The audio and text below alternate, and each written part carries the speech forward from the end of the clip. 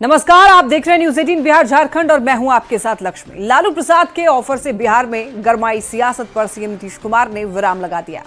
पिछले कुछ ही घंटों में मुख्यमंत्री नीतीश कुमार ने एक या दो नहीं बल्कि तीन बार इस बात पर मुहर लगाई कि वो आरजेडी के साथ जाने की दोबारा गलती नहीं कर सकते।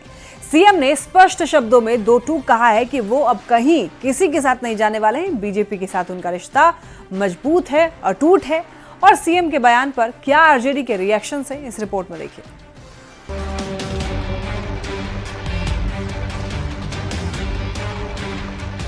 चुनावी साल की शुरुआत में जब मौसम सर्द है, तब बिहार में सियासी तपिश बढ़ी हुई है। नए साल में बात शुरू हुई सियासत में बदलाव की, पर पिछले 4 दिन में 3 बार सीएम ने बदलाव की चर्चा को आरजेडी का अफवाह बताते हुए सिरे से खारिज कर दिया। पहली बार में लालू प्रसाद के ऑफर को सीएम ने हंसकर नकारा, दूसरी बार में आरजेडी के साथ जाकर गलती ना दोहराने की बात कही और आज तीसरी बार ये कह दिया कि बीजेपी के साथ सीएम नीतीश का रिश्ता अटूट है। अब पहले जो था वो सबको खूब प्रेस वाला देते हैं। अरे हम तो 2 बार गलती से उस सबके साथ जोड़ दिया, अब तो हम फिर पुराना साथी में हैं। तो दूसरी समय ना हम किए जी, तो सब कोई काम किया। सियासी बदलाव की बयानबाजी पर सीएम नीतीश ने कुछ ही घंटे में तीन बार विराम लगाया है। राजनीतिक अटकलों को खारिज करते हुए उन्होंने फाइनल मुहर लगा दी कि कहीं कोई बदलाव होने नहीं जा रहा है। सीएम के इस बयान ने सियासी हलके में हलचल मचा दी। पिता के बयान को तेजस्वी यादव ने कवर अप करने की कोशिश की और कहा कि महागठबंधन में नीतीश कुमार के स्वागत का सवाल ही पैदा नहीं होता है। आएंगे तो स्वागत करेंगे क्या? कोई सवाल ही नहीं पैदा होता है। आपको लगता है क्या? आप ही लोगों का सवाल आएंगे उनको स्थिर रहने दीजिएगा। आप लोग सांसद मीसा भारती ने भी पिता लालू प्रसाद के बयान पर सफाई दी। कल भी कुछ लोगों ने मुझसे, मीडिया के भाइयों ने मुझसे भी प्रश्न पूछा था। मैंने ये कहा कि देखिए, वो 2 दोस्त हैं, दोनों आपस में क्या बात करते हैं, शब्दों का प्रयोग करते हैं कि इशारे में बात करते हैं, क्या बात करते हैं, ये दोनों लोग ही समझे। इधर सीएम नीतीश कुमार के बयान के बाद एनडीए में उत्साह भर गया है। बीजेपी नेताओं ने कहा कि नीतीश की ना से अफवाह फैलाने वाले को करारा तमाचा लगा है। नीतीश कुमार ने उनके मुंह पे कड़ा तमाचा लगाया है। बिहार की जनता तय करेगी कि बिहार में सत्ता में कौन बैठेगा, और यहाँ तो नीतीश कुमार जी बैठे हुए हैं, इसलिए नीतीश कुमार जी के नेतृत्व में एनडीए आगे भी चलता रहे। सीएम नीतीश ने साफ कर दिया कि बिहार में एनडीए पूरी तरह एकजुट है। बीजेपी के साथ नीतीश की दोस्ती 1996 से है और आगे भी जारी रहेगी। लिहाजा देखना होगा कि बदलाव की अफवाह आगे क्या रंग लेती है। पटना संवाददाता आनंद अमृतराज, अमित कुमार, धर्मेंद्र और मुजफ्फरपुर से न्यूज 18 संवाददाता प्रियांक सौरभ के साथ ब्यूरो रिपोर्ट, न्यूज 18। प्रगति यात्रा के दूसरे चरण में सीएम नीतीश ने मुजफ्फरपुर में सौगातों की बारिश कर दी। सीएम नीतीश ने मुजफ्फरपुर में 500 करोड़ की योजनाओं की सौगात दी। सीएम ने नरौली में करीब 30 करोड़ की लागत से बने आश्रय स्थल के साथ पंचायत सरकार भवन, आंगनबाड़ी केंद्र और मनरेगा तालाब का उद्घाटन किया।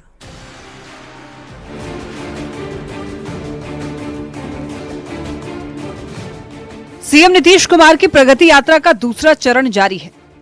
प्रगति यात्रा के दूसरे दिन मुख्यमंत्री नीतीश कुमार ने मुजफ्फरपुर को करोड़ों की योजनाओं की सौगात दी। सीएम ने मुजफ्फरपुर के लिए सरकार का खजाना खोल दिया। सीएम नीतीश ने मुजफ्फरपुर में विकास योजनाओं का मुआयना किया और 500 करोड़ की योजनाओं का उद्घाटन और शिलान्यास किया। सीएम ने नरौली में करीब 30 करोड़ की लागत से बने आश्रय स्थल के साथ ही पंचायत सरकार भवन, आंगनबाड़ी केंद्र और मनरेगा तालाब का उद्घाटन किया। बिहार के मुख्यमंत्री नीतीश कुमार प्रगति यात्रा के दौरान मुजफ्फरपुर के नरौली पंचायत पहुंचे और नरौली में बने बृहद आश्रय गृह का उन्होंने उद्घाटन किया है। करीब 30 करोड़ की लागत से यह बृहद आश्रय गृह बना है, जिसमें बाल गृह, बालिका गृह बनाए गए हैं। साथ ही साथ इधर देखेंगे, एक साथ जिले में कई योजनाएं जो चल रही थी उसका भी सीएम नीतीश ने उद्घाटन किया है। बताया जा रहा है कि करीब 500 करोड़ की योजनाओं का उद्घाटन और शिलान्यास जो है सीएम नीतीश कुमार ने किया है। प्रगति यात्रा के दौरान सीएम नीतीश ने अधिकारियों के साथ समीक्षा बैठक की। समीक्षा बैठक के दौरान सीएम नीतीश ने मुजफ्फरपुर के लिए बड़े बड़े ऐलान किए। सीएम की घोषणा के मुताबिक मुजफ्फरपुर के पूर्वी भाग में रिंग रोड का निर्माण कराया जाएगा। गोबरसही और रामदयालु में जाम की समस्या दूर करने के लिए रेलवे क्रॉसिंग पर आरओबी बनेगा। मधौल रामदयालु पथ का चौड़ीकरण किया जाएगा। सभा चौक से मरीचा तक सड़क निर्माण कराया जाएगा। चांदनी चौक से बखरी रोड बाईपास सड़क का चौड़ीकरण होगा। चांदनी चौक से भगवानपुर चौक तक पुल सहित सड़क का चौड़ीकरण किया जाएगा। चंद्वारा पुल के पहुंच पथ का निर्माण होगा। गायघाट प्रखंड के भटगामा से मधुरपट्टी घाट पर पुल का निर्माण होगा। औराई प्रखंड के घनश्यामपुर और मथुरापुर पंचायत में 3 पुल का निर्माण किया जाएगा। बंदरा प्रखंड में बड़गांव से शंकरपुर तक सड़क निर्माण होगा। बैरिया बस स्टैंड का नाम अमर शहीद बैकुंठ शुक्ल के नाम पर किया जाएगा। सीएम नीतीश कुमार प्रगति यात्रा में मुजफ्फरपुर में सौगातों की बारिश कर दी। मुजफ्फरपुर से न्यूज 18 के लिए प्रियांक सौरभ की रिपोर्ट। जहानाबाद में एक निजी स्कूल के कार्यक्रम में पहुंचे केंद्रीय मंत्री जीतन राम मांझी ने कई मुद्दे पर मगही में बातचीत की। सीएम नीतीश की प्रगति यात्रा को लेकर कहा कि नीतीश कुमार कोई नई यात्रा नहीं कर रहे हैं, लगातार यात्राएं करते रहते हैं, जिससे लोगों से बातचीत और जानकारी के आधार पर योजनाओं को लागू किया जा सके। कुमार 20 वर्ष के आसपास में बिहार के मुख्यमंत्री के रूप में बड़ा सफल कार्यक्रम करती है और ये कोई नया यात्रा उनका लिए न है। ये शायद 14वां-15वां यात्रा है। और सुनो हो तो पहले पुराण रामायण और सब में ये राजा अपना वेश बदल करके जनता के बीच में जा हल, दुख समझा हल। तो नीतीश कुमार वही अपना लोग के समझा डायरेक्ट बात से मिला है, तकरा में गलत का है, अच्छा है। शिक्षा परीक्षा को लेकर 4 दिन से अनशन पर बैठे प्रशांत किशोर ने युवाओं के मुद्दे को उठाने के लिए युवा सत्याग्रह नाम की नई समिति बनाई है। पीके ने इस कमेटी को लीड करने के लिए तेजस्वी यादव और राहुल गांधी को भी न्योता दिया है। इस पर सियासत गरमाई हुई है। तेजस्वी ने पलटवार किया है तो बीजेपी ने भी लग्जरी वैनिटी वैन पर चुटकी ली है। लग्जरी वैनिटी वैन पर चुटकी इसलिए ली है क्योंकि वैनिटी वैन एक ऐसा वैन है जिसमें सारी सुविधाएं उपलब्ध होती है और इसी वजह से लोग कह रहे हैं कि वैनिटी वैन पर क्यों आखिर लेकर के बैठे हैं। रिपोर्ट देखिए। ये आग्रह सत्य क्या है? तो शूटिंग चल रहा है, टंकी ही है, इसके सिवा और कुछ नहीं है। और ऐसे लोगों का नेतागिरी नहीं चलेगा। शिक्षा परीक्षा को मुद्दा बना पिछले 4 दिन से अनशन पर बैठे जनसुराज के सूत्रधार प्रशांत किशोर ने बड़ी सियासी रणनीति तैयार की है। बीपीएससी ही नहीं, युवाओं के हर मुद्दे को उठाने के लिए पीके ने युवा सत्याग्रह नाम की नई समिति बनाई और नेता प्रतिपक्ष तेजस्वी यादव और राहुल गांधी को नेतृत्व करने का निमंत्रण भी दे दिया। पीके ने कहा कि अगर राहुल गांधी तेजस्वी आंदोलन को लीड करेंगे तो वो उनके पीछे चलने को तैयार है। तेजस्वी यादव जी आ जाएं, वो इसका नेतृत्व करे, हम इसके पीछे चलने को तैयार हैं। राहुल गांधी आ जाए, राहुल गांधी आए और वो नेतृत्व करे। वो लोग तो हम लोग से बहुत बड़े हैं। राहुल गांधी के 100 सांसद हैं। अगर वो आ जाएंगे तो छात्रों की आवाज और बुलंद हो जाएगी। पीके के न्योता पर तेजस्वी यादव ने चुटकी ली और अनशन में हाईटेक वैनिटी वैन के इस्तेमाल को लेकर प्रशांत किशोर पर निशाना साधा। तेजस्वी यादव ने कहा कि लग्जरी वैनिटी वैन में एक्टर को बैठाया गया है, इसके प्रोड्यूसर और डायरेक्टर कौन है ये सभी जानते हैं। वैनिटी वैन में तो भाई एक्टर एक्ट्रेस लोग रहते हैं और जहाँ शूटिंग होता है वही वैनिटी वैन जाती है। तो शूटिंग चल रहा है, इनके डायरेक्टर और प्रोड्यूसर कौन है हम लोग सब लोग जानते हैं। कई लग्जरी सुविधाओं से लैस वैनिटी वैन के इस्तेमाल पर बीजेपी ने प्रशांत किशोर को सुविधा भोगी नेता बताया और कहा कि ऐसी सुख सुविधा के आधार पर होने वाली राजनीति की पोल खुल गई है। चल रहा है जिसमें बगल में इतना सुविधा युक्त वाहन खड़ा है, तो ये तो नौटंकी ही है, इसके सिवा और कुछ नहीं है, साफ दिख रहा है। लग्जरी सियासत को लेकर हो रही बयानबाजी के बीच जेडीयू विधायक गोपाल मंडल के बिगड़े बोल भी सुनने को मिले। प्रशांत किशोर को लेकर गोपाल मंडल ने क्या कहा, आप सुनिए। उनके धरना फरना देने से क्या होने वाला है? बहुत बिहार में मरता है। एक आठों धरना दिए हुए चला ही जाएगा तो क्या बिगड़ जाएगा? सत्ता पक्ष और विपक्ष के नेता प्रशांत किशोर पर चौतरफा हमला बोल रहे हैं। छात्रों के आंदोलन में घुसपैठ कर राजनीति चमकाने का आरोप लगा रहे हैं, जबकि पीके युवाओं के मुद्दे पर नेताओं को एक मंच पर आने का आग्रह कर रहे हैं। देखना होगा ये सियासत आगे क्या मोड़ लेती है। पटना संवाददाता रवि एस नारायण, संजय और धर्मेंद्र कुमार के साथ ब्यूरो रिपोर्ट, न्यूज़ 18। आय से अधिक संपत्ति मामले में फंसे पटना बेऊर जेल के सुपरिटेंडेंट डॉक्टर विधु कुमार की मुश्किलें बढ़ती हुई दिख रही है। आर्थिक अपराध इकाई ने बेऊर जेल अधीक्षक विधु कुमार के ठिकानों पर ईओयू ने छापेमारी की और आरोप है कि उन्होंने आय से 146% अधिक संपत्ति अर्जित की है। पूर्णिया, मधुबनी और कटिहार जेल में अधीक्षक के पद पर रहते हुए भी उन पर कई गंभीर आरोप लगे थे। जानकारी के मुताबिक जेल में बंद वीआईपी कैदियों से डॉक्टर विधु की सांठगांठ की बात भी सामने आ रही है।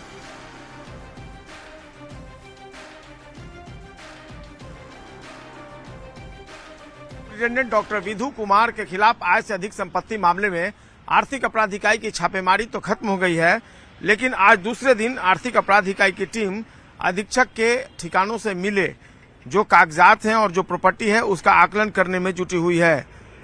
तकरीबन 146% आय से अधिक संपत्ति मिलने के बाद आर्थिक अपराध इकाई की टीम ने अपने थाने में केस दर्ज कर डॉक्टर विधु कुमार के ठिकानों पर छापेमारी की थी। जो आर्थिक अपराध इकाई के सूत्र हैं, उनसे मिली जानकारी के अनुसार डॉक्टर विधु की बेऊर जेल में बंद वीवीआईपी कैदियों से भी सांठगांठ रही है। ईओयू ऐसे कुछ कैदियों और बंदियों को जो जमानत पर छूटे हैं उनसे पूछताछ करने का प्लान जो है वो तय किया गया है। केस दर्ज होने के बाद डॉक्टर विधु का निलंबन भी तय माना जा रहा है। की माने तो कारोबारी और डॉक्टर विधु कुमार के बीच पैसे के लेन देन के काफी अहम साक्ष्य जो है वो मिले हैं। तो निश्चित तौर पर डॉक्टर विधु कुमार की परेशानी जो है वो बढ़ गई है और देखना होगा अब उनके निलंबन की कार्रवाई के बाद जो एविडेंस अब तक मिले हैं उस एविडेंस के आधार पर आर्थिक अपराध इकाई इस मामले में कई दूसरे लोगों से किस तरीके से पूछताछ करती है। कैमरा पर्सन अजय दुबे के साथ संजय कुमार, न्यूज़ 18 पटना।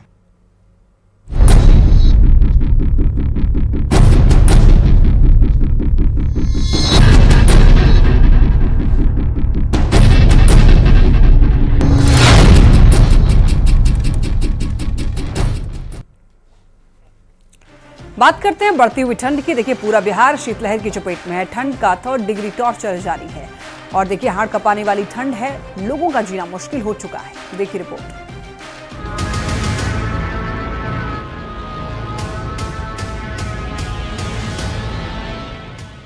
पूरे बिहार में शीतलहर का कहर जारी है। कनकनाती ठंड ने जीना मुहाल कर दिया है। हाड़ कपा देने वाली ठंड में लोगों का गुजारा मुश्किल हो गया है। ट्रेनों की रफ्तार पर ब्रेक लग गई है। पटना जंक्शन से गुजरने वाली कई ट्रेन घंटों देरी से चल रही है। कोहरे की वजह से विजिबिलिटी कम होने से विमान सेवा पर भी असर पड़ा है। पटना एयरपोर्ट से उड़ान भरने वाले कई विमान रद्द कर दिए गए। दरभंगा एयरपोर्ट पर भी सभी फ्लाइटें कैंसिल कर दी गयी।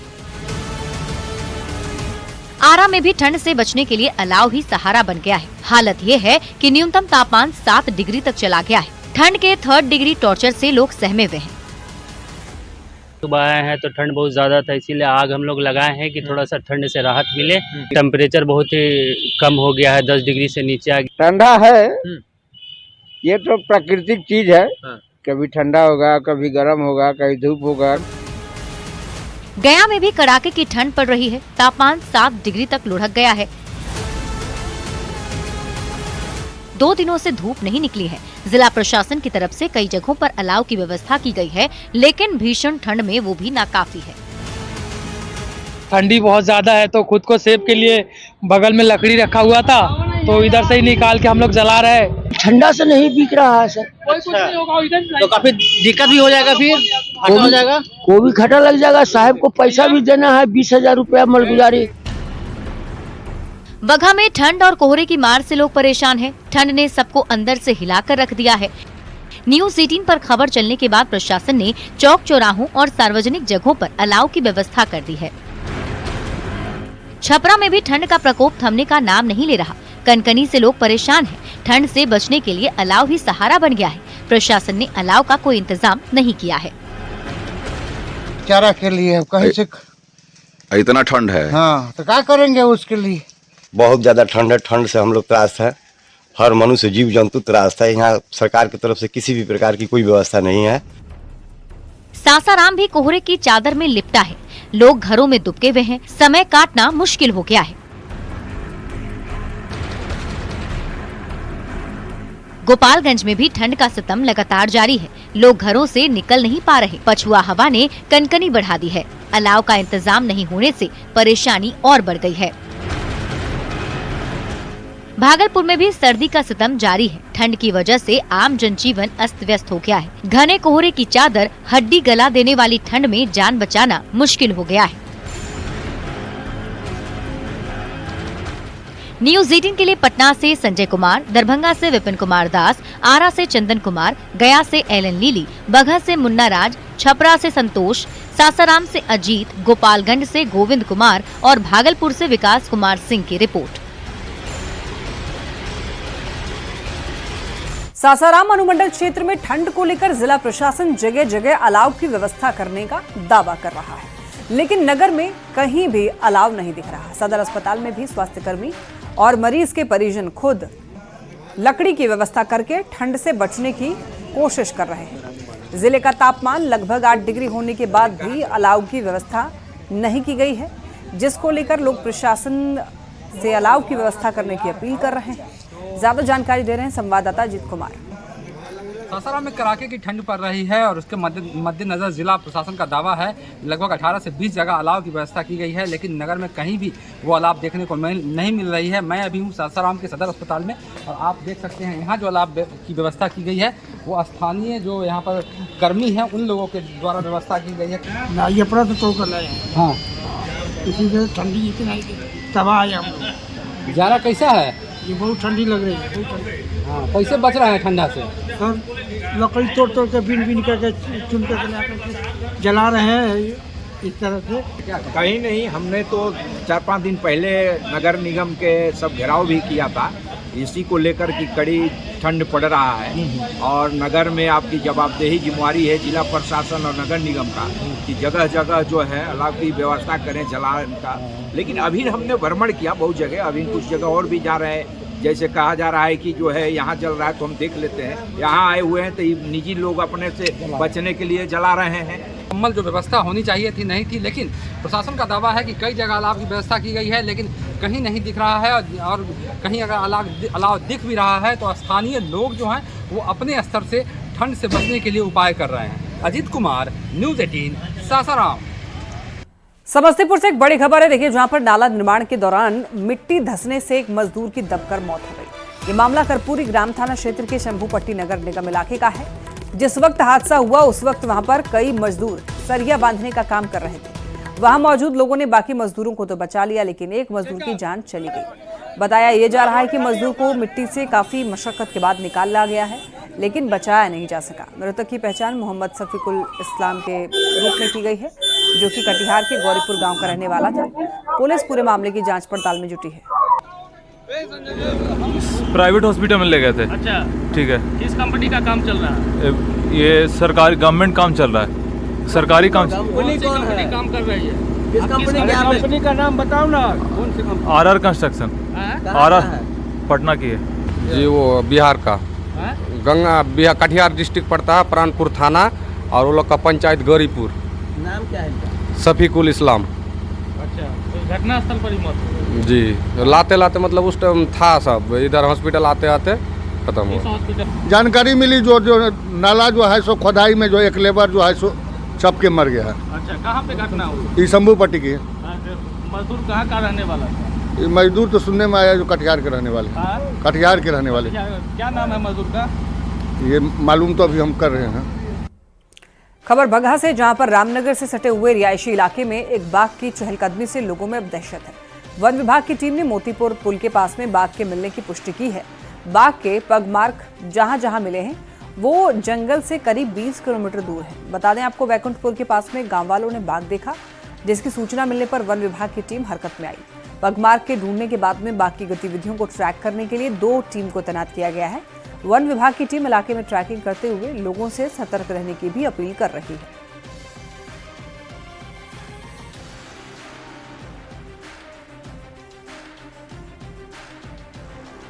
4-5 दिन से बाघ बा अपनी गाँव में, को बहुत सरे में, को बहुत सरे में, केहू जात नहीं केहू उछले जात के। वन विभाग आयल बा, रोज शाम के आवता, रोज रात भर रहता, लोग देखो तो मिले थले नहीं खे चले तालू खोत बोले बालू और हमके बहुत दिक्कत बा वैसे तो कितना तेजी बा हमके पकड़ ले जाए हमके निश्चिंत मियाज निश्चिंत हो जा कि हमके डर ना लगे डर से केहू जात नहीं के सरे में ना मेहरारू ना मर्दाना ना केहू। देखिए लोकेशन का तो अभी कुछ पता नहीं चला है, जहाँ तक अभी हम लोग सर्च किए हैं तो ये पुराना ही पैगमार को हम लोग देकर ट्रेस कर रहे हैं। तो अभी जो है कौन गाँव है ये बैकुंठपुर है। बैकुंठपुर है, तो बैकुंठपुर में हमको लास्ट लोकेशन अभी तक मिला था। कल हम आए हैं यहाँ पे, कल सर्च किए हैं जहाँ तक, तो बैकुंठपुर तक लास्ट लोकेशन हमको मिला है। और इसी के साथ इस बुलेटिन में इतना ही। खबरें लगातार जारी है, आप देखते रहिए न्यूज़ 18।